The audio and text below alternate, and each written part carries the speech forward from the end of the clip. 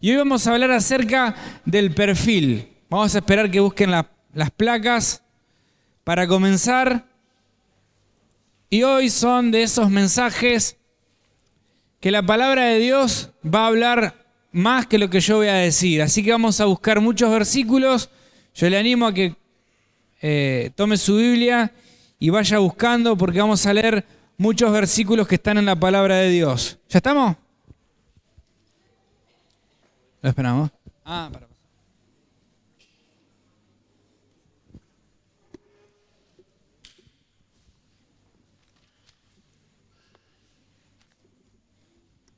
Lo esperamos, Hernán.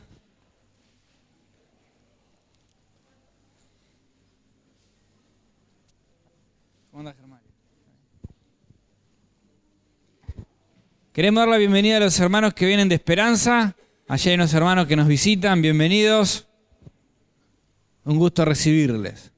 ¿Se puede? ¿Lo está buscando?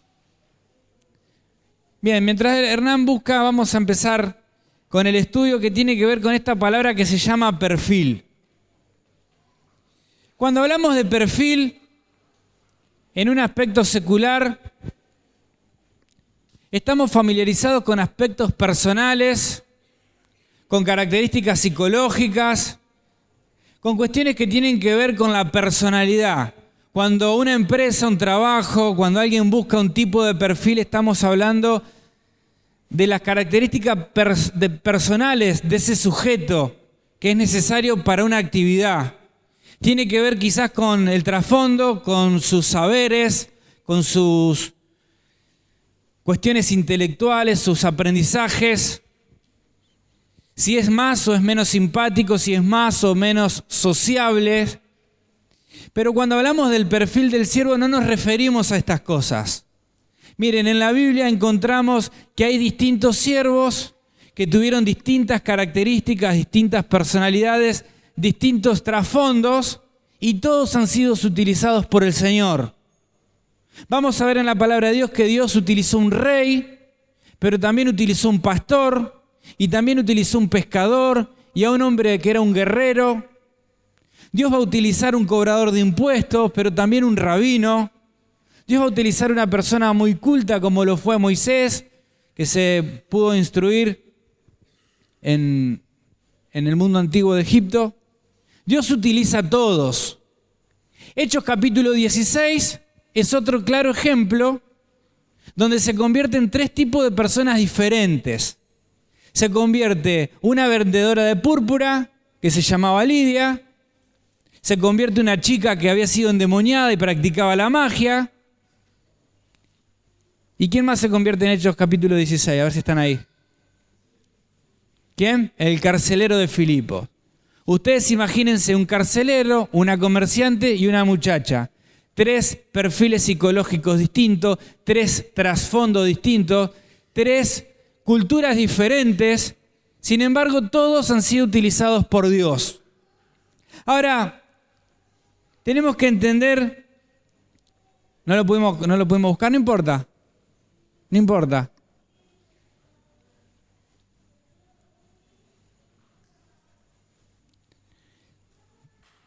Tenemos que entender, hermanos, que cuando pasamos por la cruz de Cristo, hay un concepto que aparece en la palabra de Dios. No se distraigan si no aparece la placa. Algunos están pendientes si aparece o no la placa. Ya va a aparecer, no es tan importante. Cuando vamos a Cristo, la Biblia nos enseña que todos somos aceptos en el amado. Voy a pedir a la gente que está atrás si puede hacer silencio, si se pueden ubicar también. Si no me distraen a mí y a algunos de los que estamos aquí. Pasamos por la cruz de Cristo, todos somos aceptos en el amado, y Dios puede tomar tu trasfondo, tus conocimientos, tus capacidades, tu personalidad, si sos simpático o si sos tímido, Dios lo toma porque sos y yo soy acepto en el amado. Y todos nosotros pasamos a ser uno. Porque la Biblia, la palabra de Dios, ahí aparece la palabra perfil, pasala. Cuando la Biblia, la palabra de Dios habla de todos nosotros como siervos, utiliza singulares en la palabra de Dios, que implican unidad. Somos el cuerpo de Cristo, somos el pueblo de Dios, somos la esposa del Señor, somos la iglesia. Y hay un concepto maravilloso, porque vos y yo, con tu pasado, con tus características personales, con tu trasfondo, fuiste bautizado en Cristo Jesús. Todos hemos sido bautizados en un cuerpo. 1 Corintios capítulo 12. Y esto implica que vos y yo fuimos sumergidos en Cristo y que Dios, esto es una verdad tremenda y una verdad profunda, Dios te da el trato a vos, el mismo trato que tiene el Señor Jesucristo. Y ahora pasamos a tener vos y yo una misma salvación, un mismo destino, un mismo Señor y esta dignidad, una misma dignidad. Dios te trata como un hijo, como a su propio hijo. Mas a todos los que le recibieron, a los que creen en su nombre, le dio una autoridad, un derecho de ser llamados hijos de Dios. Ahora, cuando venimos al ministerio y nos ponemos a servir al Señor, tenemos que entender que este ministerio que tenemos de parte del Señor tiene algunas características. En primer lugar, es un ministerio por gracia, porque es posible por Cristo. Entonces Pablo nos enseña en 1 Timoteo capítulo 1, verso 12, que por la gracia de Dios estamos en el ministerio. ¿Se acuerdan que dice? Doy gracias al que me fortaleció, a Cristo Jesús, que me tuvo por fiel, poniéndome en el ministerio. Y es un ministerio por gracia, solamente por gracia. Porque Él va a dar el testimonio. Dice, habiendo sido antes yo blasfemo, perseguidor, y empieza a dar todo lo que Él era. Pero hay una línea que se traza entre un antes y un después. ¿Qué pasó? Bueno, pasó Cristo. No importa su pasado, su personalidad, era un rabino. Él tenía conocimientos, todo eso era basura para Él. Porque ahora Él tenía un ministerio solamente por gracia, por la gracia de Dios que me puso en el ministerio. Pero en segundo lugar tenemos que entender que es un ministerio por gozo. Gustavo nos enseñaba el día jueves pasado acerca de Hechos capítulo 20 y aprendíamos una maravillosa verdad. Hay un versículo que aparece ahí, que también lo escribe el apóstol Pablo. De ninguna cosa hago caso, Hechos 20:24, ni estimo preciosa mi vida con tal que termine con gozo y el ministerio que recibí del Señor. Es un ministerio que es por gracia, no es por tus capacidades ni por las mías, no es por tus aprendizajes ni los míos, no es tu personalidad, no es tu carisma, es la gracia de Dios que te hizo acepto y te tuvo por fiel poniéndote un ministerio. Pero es un ministerio que es con gozo. Y ese ministerio con gozo hay un sufrimiento, pero el gozo es mayor al sufrimiento. Por eso hacemos la tarea que tenemos que hacer y nos bancamos el sueño y dejamos cosas y renunciamos porque hay un sacrificio, pero ese sacrificio va a producir gozo. Es un ministerio que me lo dio el Señor. El ministerio que recibí del Señor, y lo tengo que terminar con gozo. El Señor Jesucristo usó la misma expresión.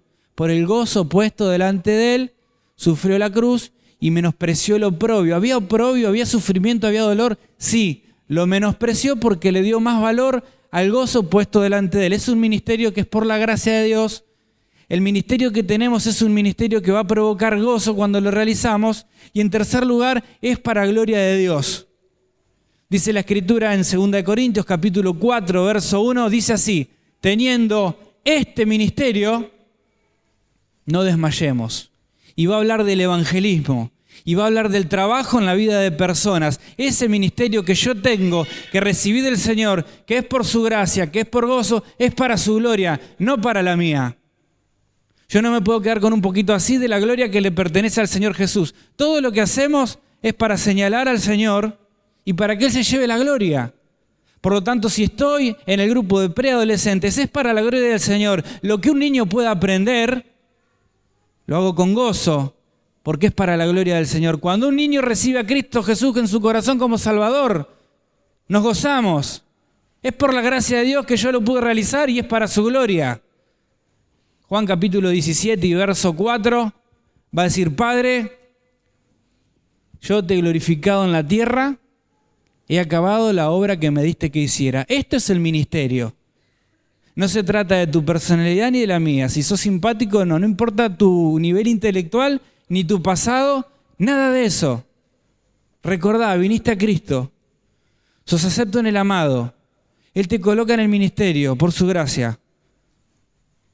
Va a producir gozo en tu corazón y es para gloria de Dios. Así que pasamos a la placa siguiente y hablamos del perfil del siervo y nos hacemos una pregunta. Si no tiene que ver el perfil con todo lo que dijimos, si no se trata de mi personalidad, ni mi simpatía, ni mi forma de ser, si no se trata con mis conocimientos, mis saberes, mis aprendizajes, ¿de qué hablamos cuando hablamos del perfil? ¿Cuáles serían los requisitos para ser un siervo del Señor como Él quiere? Vamos a ver. Nos preguntamos y ponemos algunos. Podríamos hacer una didáctica y yo preguntar a ustedes que me digan cuáles son los requisitos que a ustedes les parece que tiene que tener un siervo. Pero quizás todos podemos coincidir en estos que están acá. A ver, un siervo del Señor, requisito fundamental, ¿tiene que ser salvo? Y claro que sí. Y decimos claro que sí, pero guarda.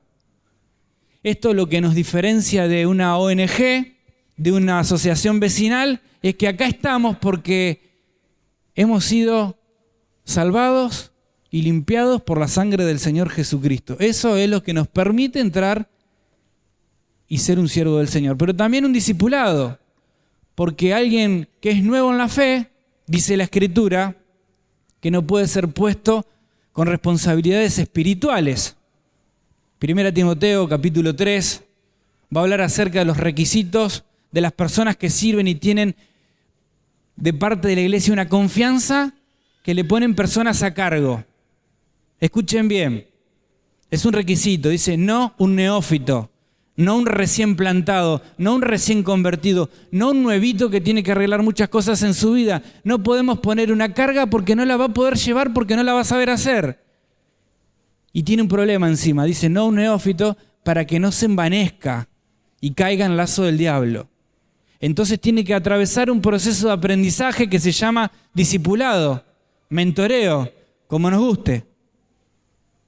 Y luego que se convirtió en una persona, que se discipuló, pasa por las aguas del bautismo, se identifica con Cristo. Ahora la pregunta que nos hacemos, por eso hay pregunta, si esto es lo que se refiere, si hablamos de perfil nos referimos a estas cosas. Y vamos a ver que no nos alcanza. Y vamos a aprender que cualquiera de nosotros que se convirtió y que recibió instrucción y que pasó por las aguas del bautismo, puede estar y ser parte de un ministerio, de una tarea, pero por ejemplo, ser un orgulloso. Y Romanos capítulo 12, verso 3, dice, vamos a leer los versículos. A veces yo los relato de memoria, pero es mejor si detenemos y leemos. Pero a veces podemos ser salvos, conocer incluso, y ser bautizado. Sin embargo, entrar en un equipo de trabajo, en uno de los ministerios de la iglesia, y tener este problema. Dice, digo pues, por la gracia que me es dada a cada cual que está entre vosotros, que ninguno tenga un concepto más alto de sí que el que debe tener, sino que piense de sí mismo con cordura, conforme a la medida de la fe que repartió cada uno. Y hay un problema cuando el sujeto viene al ministerio, el siervo del Señor está en ese ministerio y tiene un concepto equivocado de sí mismo, más alto que el que debe tener. Es un problema que todos tenemos. Y si está en la palabra de Dios es porque es algo muy común en la iglesia. Porque todos nosotros somos orgullosos en menor o en mayor medida y es algo con lo que vamos a luchar siempre. Y a veces nos pasa esto, tenemos un concepto más alto que el que debemos tener. Y yo siento que a mí no me puede enseñar nadie porque creo que sé todas las cosas. Y pongo un límite y pongo barreras y no permito que alguien me pueda enseñar a mí. ¿Por qué? Porque soy un orgulloso. ¿Qué me va a enseñar el otro a mí? Si yo ya sé todo. Y quiero decir que no sabemos todo lo que creemos que sabemos. De cualquier área. Podés tener cualquier profesión. No sabés todo acerca de tu profesión. Y otro colega tuyo te puede bendecir y te puede ayudar. Aún en lo que crees que sos bueno, no sabes todo. Y hay un montón de cosas que no sabes y que yo tampoco sé, y que otro me puede bendecir.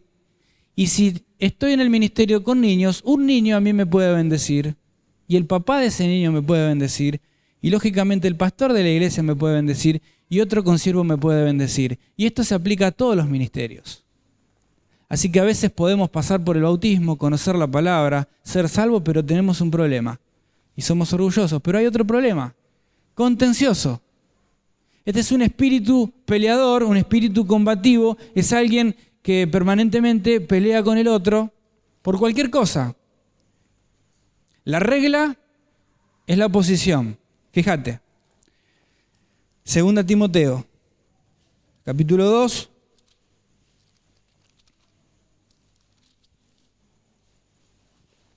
Verso 24, dice, porque el siervo de Dios no debe ser contencioso, sino amable para con todos, apto para enseñar, sufridos. ¿Cómo no tenemos que ser contenciosos? ¿Sabe quién es alguien contencioso? Alguien que permanentemente ofrece oposición. Y nos juntamos y alguien viene con una idea, pero yo digo que no. ¿Por qué? Porque soy contencioso, porque me inclino por el pleito, por la pelea, por la controversia. Siempre hay otra forma para mí de hacer las cosas. Y entonces a veces somos así. No sé qué toque, Hernán. Ahí está. Vanagloriosos. Recién decíamos. Nos podemos quedar con algo que le pertenece al Señor. Ah, fulano está acá por papá. Yo lo saqué del alcohol y ahora sirvo al Señor. Fulano, con todos los problemas que tenía en la casa, ese es de un pollo mío. Y vamos titulando y vamos mencionando y a veces corremos ese peligro. Y dice la palabra de Dios es clara, hermanos. Nada hagamos por contienda o por vanagloria, antes con humildad, estimando a los demás como superiores a nosotros mismos. Miren, este es otro. Podemos hacer la obra de Dios siendo ociosos. Este término es interesante. Fíjense, 1 Tesalonicenses 5:14.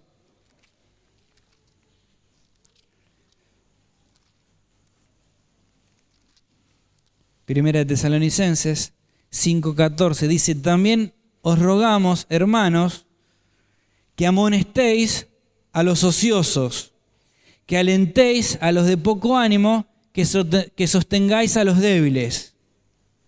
Y acá aparecen tres tipos de personas, los ociosos, los de poco ánimo y los débiles. Pero es interesante, este versículo nos enseña cómo tratar con cada uno de ellos. ¿Cuántas veces yo me equivoqué? Y amonesté a uno que tenía poco ánimo. Y el de poco ánimo no necesitaba amonestación, necesitaba ánimo. Necesitaba que uno le contagie energía, vamos. Necesita motivación el de poco ánimo. El débil, que se convirtió hace poco y que no puede entender que un hermano no lo saluda y le genera un dolor en el corazón, no necesita amonestación. Necesita que alguien lo sostenga. El ocioso sí necesita amonestación. ¿Quién es el ocioso? ¿Saben quién es el ocioso? Esta palabra ocioso significa un tipo de rebeldía. El ocioso es el que no se termina de sujetar a la autoridad. En el fondo del corazón, este ocioso tiene un problema con la autoridad. Si todos vamos para un lado, él tiene una propuesta más interesante. Ese es el ocioso. Si en Semana Santa salimos a repartir folletos en las flores, él va a elegir poner una película en el gimnasio de la iglesia. Si para el aniversario de la iglesia lo hacemos en la iglesia, él va a preferir hacerlo en otro lado. Si queremos hacer una campaña evangelística, él va a decir que lo más importante es la enseñanza, porque el énfasis radica en su vida y gira en torno a siempre revelarse a la autoridad. Ese es el ocioso. En realidad, ocioso significa el que se sale de la formación. Yo tuve una instrucción militar durante 3 meses, mi compañero Joel también. Y saben que nos hacían poner en una formación todos iguales, 130, todos la misma formación. Cuando uno de esos 130 tenía el gorro para otro lado, se daba cuenta. El oficial que nos veía, podíamos ser 130, se daba cuenta porque ese no era igual. El que se movía, el oficial se daba cuenta porque él veía a todos iguales. El que se sale de la formación es el ocioso.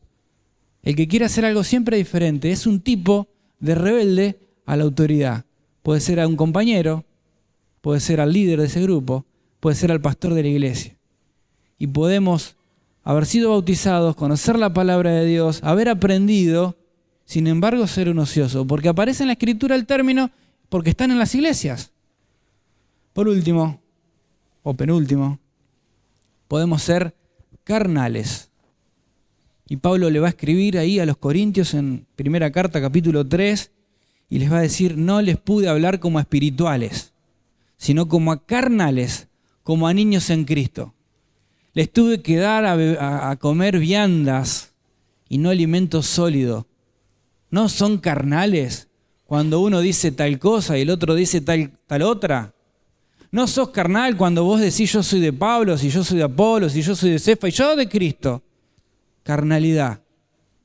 Y podemos tener conocimientos, podemos tener años de creyente, pero ser carnales. Ahora bien, enojo.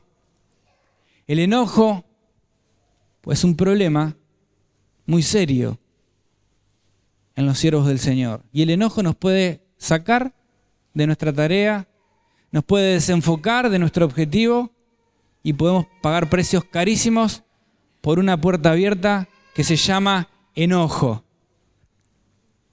En la Biblia había un rey que se llamaba Saúl, que no era muy espiritual, solamente lo vamos a encontrar orando a Dios una sola vez. Pero cuando Dios levantó a otro, solamente un cántico hizo que él se ofendiera en el corazón de manera tal que perdió su objetivo, su visión, y Dios proveyó otro rey. Dios lo desechó, porque le abrió la puerta del corazón al enojo y lo persiguió a David durante toda su vida. Y en vez de pelear en contra de los filisteos, peleaba con el que Dios había levantado. Y el enojo siempre nos va a llevar a lugares que no queremos ir. Ahora bien,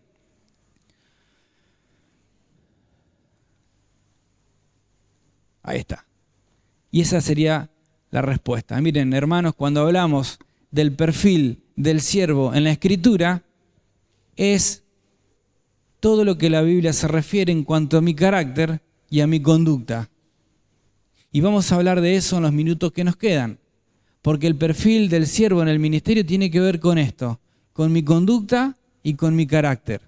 Y vamos a ver algunos, cómo debe ser el perfil del siervo. Y ahí está todo junto. Vamos a ver de a uno. En primero, su condición. ¿Cuál es el perfil del siervo? Bueno, el siervo tiene buen testimonio. Fíjense, ahí está el versículo. 1 Timoteo capítulo 3.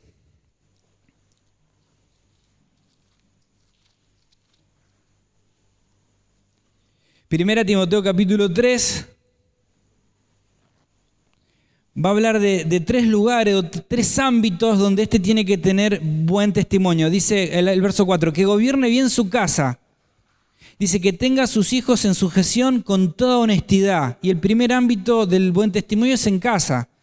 Pero el segundo, verso 7, también es necesario que tenga buen testimonio de los de afuera, para que no caiga en descrédito y en lazo del diablo. Y verso 15, para que si tardo sepas cómo debes conducirte en la casa del Señor. Ahí nomás. Tres esferas, tres lugares, tres ámbitos en el que el creyente, el Hijo de Dios, el siervo va a manifestar una conducta, un carácter que va a definir mi condición y que tengo que tener buen testimonio. En primer lugar dice en su casa. Y me encanta porque él va a hablar de sus hijos en sujeción, pero el énfasis no está en los hijos, sino en el siervo. ¿Qué quiero decir con esto? Que Timoteo capítulo 3 nos habla que el siervo puede ser un deshonesto, porque utiliza la palabra que sea honesto con sus hijos. Y es un deshonesto, entonces los hijos ven esa deshonestidad que el papá tiene y terminan alejándose del Señor.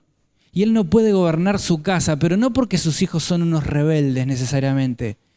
El padre fue deshonesto y el hijo se rebeló. Entonces, conozco testimonios de hijos que se rebelaron al Señor por el mal ejemplo de sus padres. Hace tiempo atrás, hace muchos años atrás, yo discipulaba a un muchacho, hijo de un pastor, que en un momento el discipulado se largó a llorar. ¿Y qué te pasa? Y el llanto decía, el problema es mi papá. Y yo no quise escuchar cuál era el problema de su papá. Nos pusimos a trabajar sobre lo que él tenía en su corazón, porque su papá en su casa le da un mal testimonio. Pero también dice que tenga buen testimonio para los de afuera. Y todos nosotros salimos de casa, damos un buen testimonio, pero salimos y nos conducimos en el trabajo, o en un aula, o en un club, o en el barrio con los vecinos, y ahí también es un lugar donde tenemos que dar un buen testimonio, porque si no caemos en descrédito y se va a devaluar y la gente, es importante que nosotros podamos entender la razón por la que tenemos que dar un buen testimonio afuera. Porque la gente que sabe que somos cristianos y que nos ven con una Biblia o nos ven vestidos los domingos que nos venimos rumbo a la iglesia, no conocen de Dios y del Señor Jesucristo mucho más allá que nuestra conducta. Y si nosotros no sabemos conducirnos con un buen testimonio, caemos en descrédito y la gente no va a creer en Cristo por lo que yo muestro. Ese es el concepto. Y si yo tengo deudas y le debo a la gente y no quiero pagar, bueno, la gente va a ver eso de mí, va a pensar que los cristianos son así. Si yo tengo un vocabulario inapropiado, va a pensar que así son los cristianos. Si yo tengo una conducta que no es moral o que tiene una baja moral, van a creer que los cristianos son así. Y dice, caemos en descrédito, la gente deja de creer. Pero también va a decir que el buen testimonio es para la iglesia, para que sepas conducirte en la casa del Señor. Entonces, en primer lugar tenemos que entender que el perfil del siervo tiene una condición, buen testimonio. En segundo lugar, herramientas. ¿Cuáles son las herramientas que tiene un siervo del Señor? Bueno, ahí hay 3. Podemos ver otras más, pero ahora vamos a ver estas 3. Y son la oración, la palabra y el espíritu. Y miren, hermanos, para las 3 hay un montón en la Biblia, podemos dar un estudio profundo de cada una de ellas. Yo quiero solamente leer algunos versículos junto con ustedes. Fíjense, Primera de Corintios,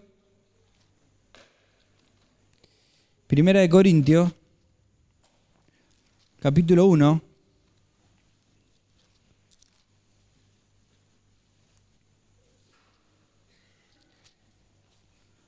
Verso 9.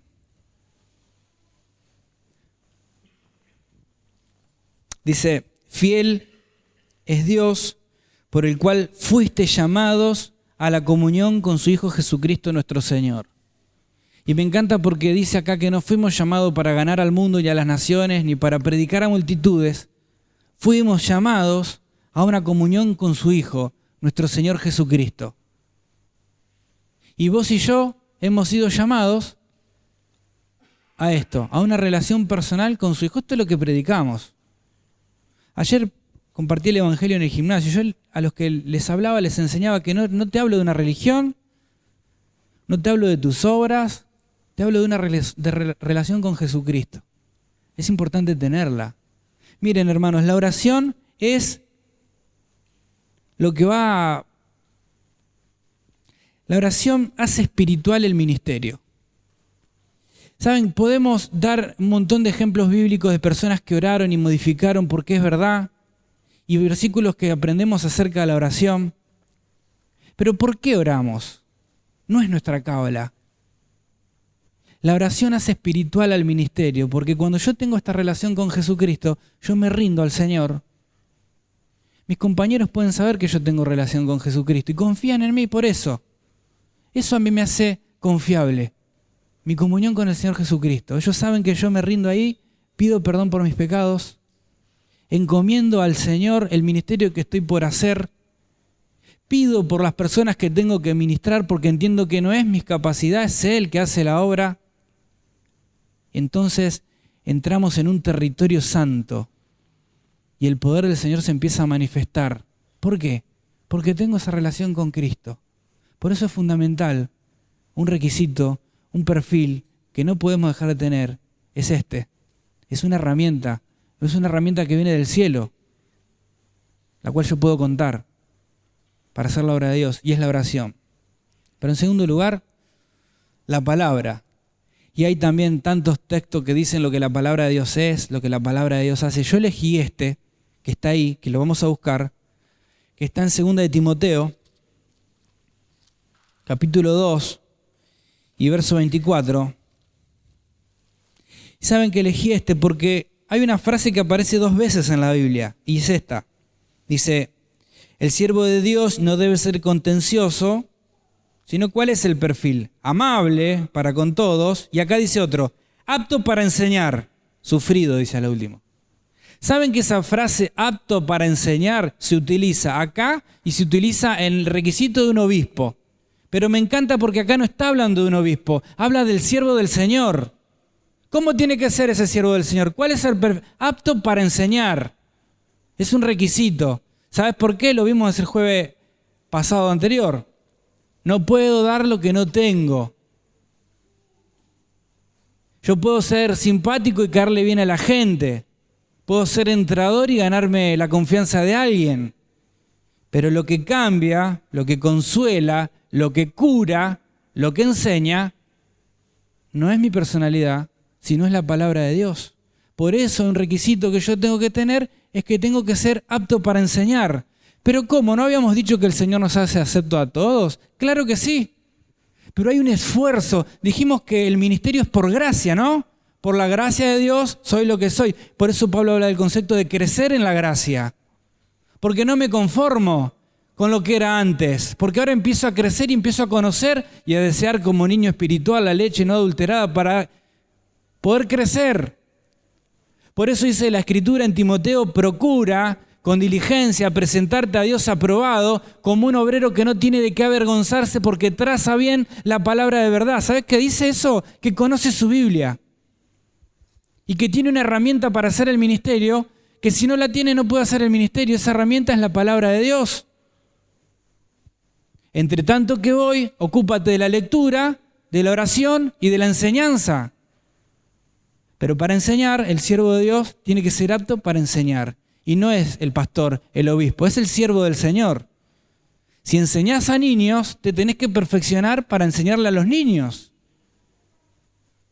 Hoy los niños ven imágenes de todo tipo, tablet, computadora, y a veces venimos a la enseñanza con la Biblia.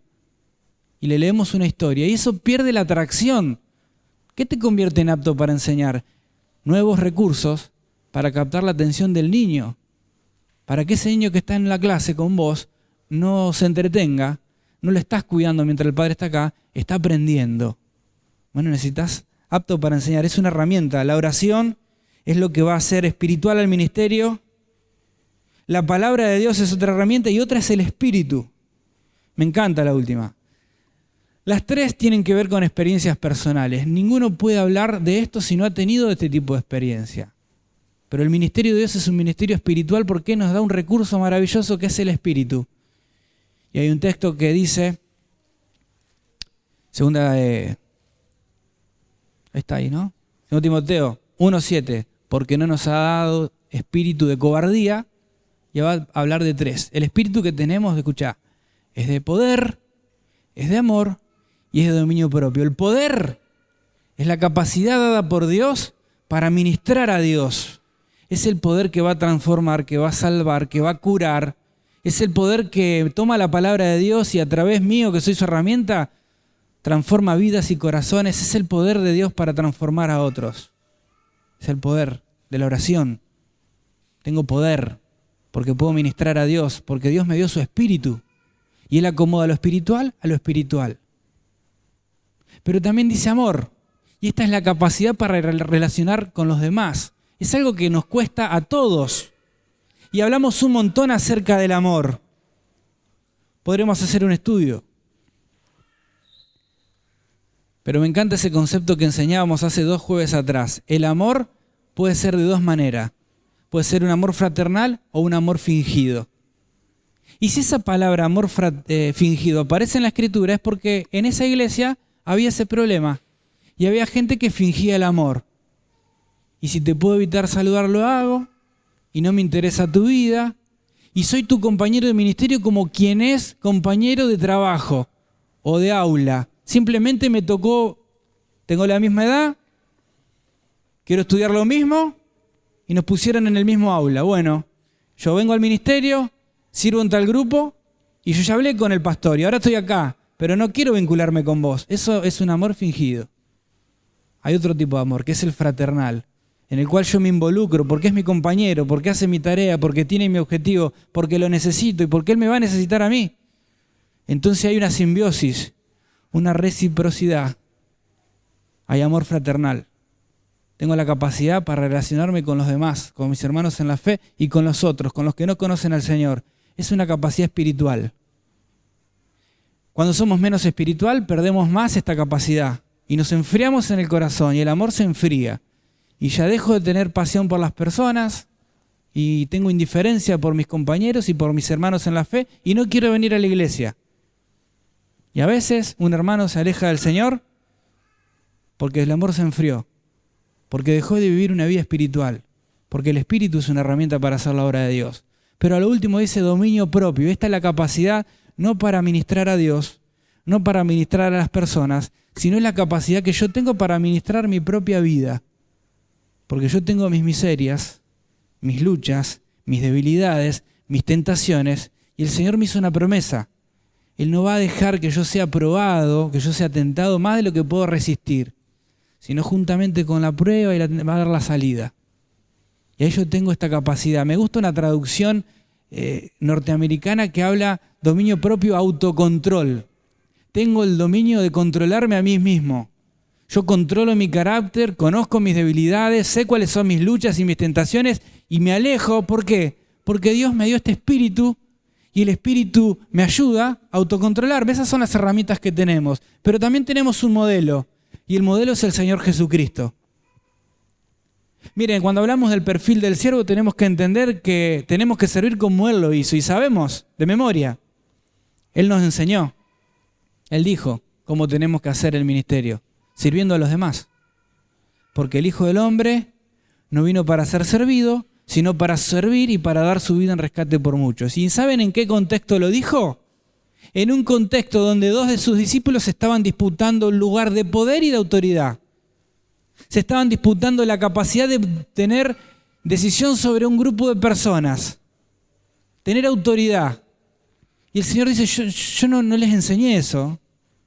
Entre ustedes no debe ser así. ¿Se acuerdan que dice, la gente de este mundo busca estas cosas? Y dice ahí, anotalo en tu Biblia, mas no será así entre vosotros, sino que el que quiere ser el primero tiene que ser el postrero. Y Él da su ejemplo.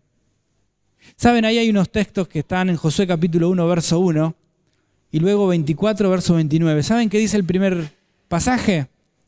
Dice, y Josué, siervo de Moisés, y ahí es lo que yo quería referirme. Josué aparece en el capítulo 1, verso 1, en el capítulo que se llama Josué, como un servidor de Moisés, que era alguien que estaba antes que él.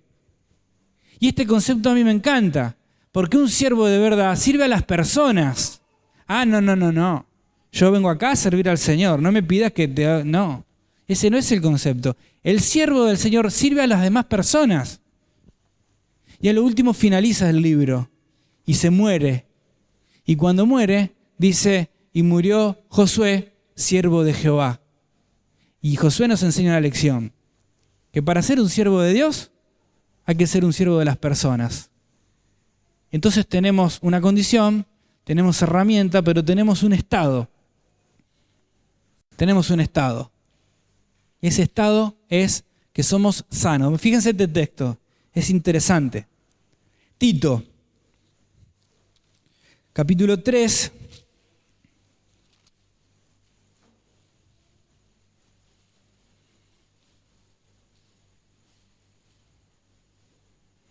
Tito capítulo... Es capítulo 2, perdón, ahí está mal anotado. Es capítulo 2, verso 2. Dice así, los ancianos sean sobrios, serios, prudentes, y acá aparece este concepto, que es maravilloso, escuchen, sanos en la fe, en el amor y en la paciencia. Es decir, tenemos un estado espiritual. Ese estado espiritual es un corazón que es sano con relación a mi fe, al conjunto de mis creencias, pero sano, dice, en amor. Y saben que podemos ser sanos, pero cuando no somos sanos, ¿cómo somos? Enfermos. ¿Puede haber siervos, obispos con corazones enfermos? Claro que sí. Y a veces lo que nos pasó hace mucho atrás, tiempo, nos sanó y lo traemos al ministerio y lo compartimos con los hermanos. Y si sufrimos el rechazo en el pasado, yo soy duro, no me importa la vida del otro, porque aún no cerré cosas que tienen que ver conmigo, que tienen que ver con el pasado. Y traigo tratos que no tienen nada que ver con alguien que está sano. Me gusta el concepto de sano, significa higiene. Alguien que está limpio, que está sano en sus emociones. Y ese es el estado de un siervo del Señor. Tuvo problemas, te causaron heridas, fueron injustos con vos. Mira, quizás el que te tenía que cuidar, espiritualmente o físicamente. Quizás en tu familia el que te tenía que cuidar es el que te lastimó. O quizás en la iglesia tuviste un líder que te lastimó, que te generó un mal recuerdo, que te hizo daño y nunca se enteró. Y hoy vos sos un siervo del Señor y todavía cargas con esas heridas que no te dejan en paz y que todavía tenés un corazón que no está limpio, que hay cosas por limpiar. Higiene significa que no es sano. Pero el siervo de Dios tiene un corazón así, sano. Tiene una ética. Esa ética es irreprensible. Miren, voy a utilizar una frase.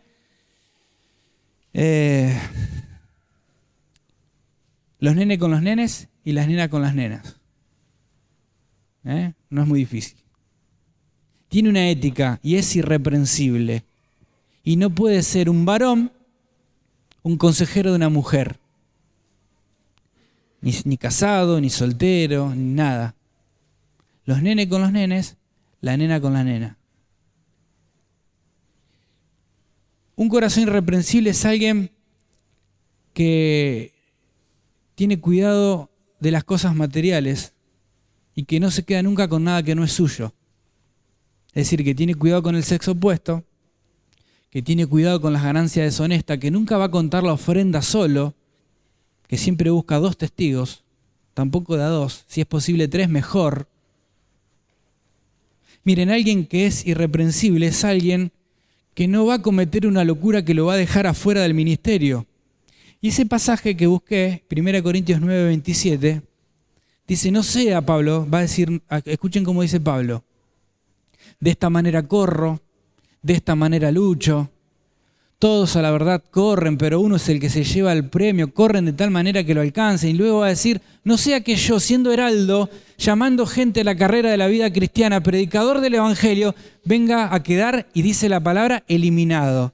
Y estos 3 que nombré son los más frecuentes por lo que un creyente queda eliminado de la obra de Dios. ¿Es por el sexo opuesto? ¿Es por amor al dinero porque robó algo que no le correspondía? ¿O es porque una locura lo dejó fuera del ministerio? Así que tenemos una ética que somos irreprensibles. Y el último es hábitos. Y los hábitos tienen que ver con las cosas que me van a conducir a la madurez espiritual. Y estamos terminando. Ya son las 10:05. Hábitos. Son las cosas que me convienen. El hábito tiene que ver con esas prácticas que yo elijo, que me van a alejar o me van a acercar al pecado, por ejemplo. Entonces aprendemos mucho. Todo me es lícito, pero no todo me conviene. Todo me es lícito, pero no todo me edifica. Entonces yo me convierto al Señor y hago 2 listas. Esto es pecado y esto no es pecado. Tengo un discípulo. Fumar es pecado, cuidarse no es pecado. Decir malas palabras es pecado. Hay otras cosas que no son pecado. Pero después empieza a crecer ese discípulo. Y para dar pasos rumbo a la madurez, tenemos que hacer otro listado. Esto me conviene, esto no me conviene. Esto a mí me edifica, esto no me edifica. Esto me hace cada día más orgulloso, esto que elijo me hace cada día menos orgulloso.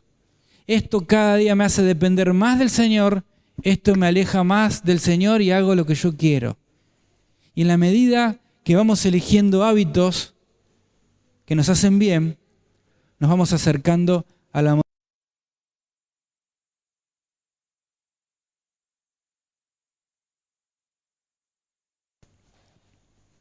ese ejercicio que me conduce a la madurez espiritual. ¿Saben, hermanos?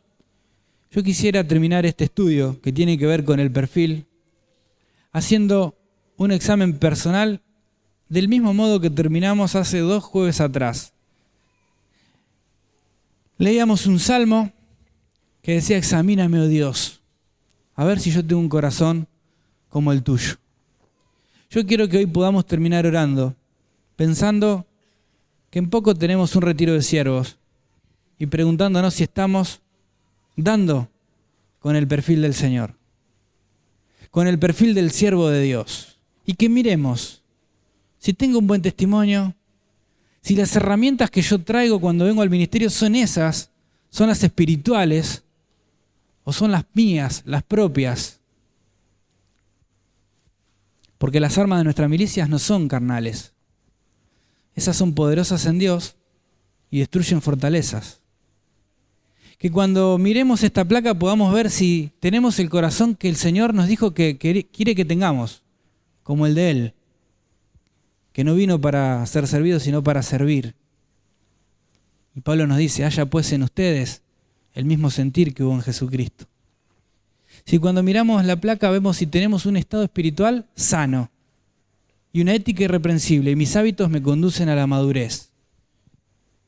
Y que puedas pensar en esto. Mirá, lo último que te digo. Si pasamos placas anteriores, quiero decirte algo. Mirá.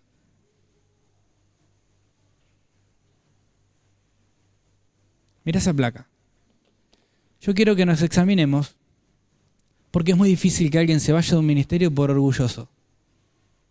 Tiene que pasar algo grosero. Es difícil acusar a alguien de orgulloso. Vos sos orgulloso. O contencioso. Es muy difícil que alguien deje la carrera del ministerio, del servicio al Señor por la vanagloria. O por ser un ocioso, un carnal, o por enojarse. Pero cuando estos están en el ministerio, estorban y molestan y son carga para los que quieren hacer la obra del Señor y son un estorbo. Por eso yo quiero que finalicemos haciéndonos una pregunta y calificándonos a nosotros mismos. Y la pregunta es si doy o no doy con el perfil. Y vamos a orar. Yo te quiero invitar que cierres tus ojos, que puedas inclinar tu cabeza.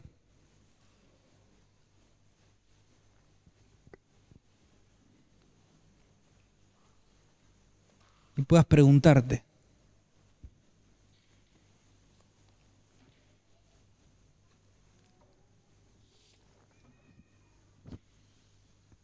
¿cuál es tu perfil?